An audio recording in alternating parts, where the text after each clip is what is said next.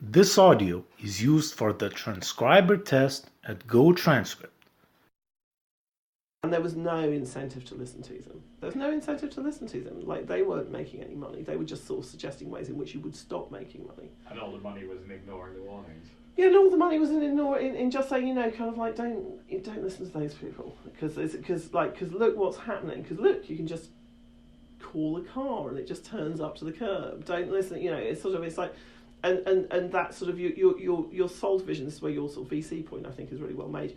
You're sold a vision, so people are told to go and pitch to VCs with like a really big vision. So Starbucks goes in and says, we want everybody in, we want to be the Coca-Cola for coffee, and then you have Uber, which is we want to be the Starbucks of mobility, and it's pitched on that infinite scale idea, and people do not think about the cultural implications of infinite scale.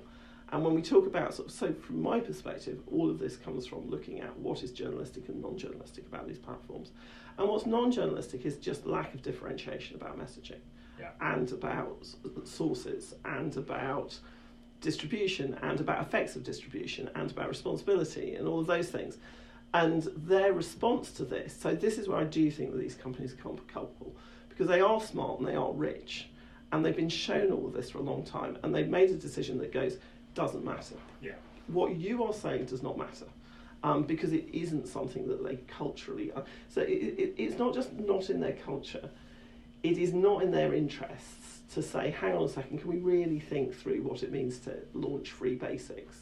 When Nikhil Pawat had his anti-free basics campaign in India, everything he set out about it, if they took it seriously and had not dismissed it, would have stopped them doing what they did in Myanmar. Every single aspect of it. It was like, you should not be deciding the connectivity of a population you don't understand, the culture you don't belong to. You should not be offering these things without forethought and guardrails and without some kind of democratic process around it. You should not be offering these things unless you've actually got sufficient people in the market to deal with the fallout. This audio is used for the transcriber test at GoTranscript.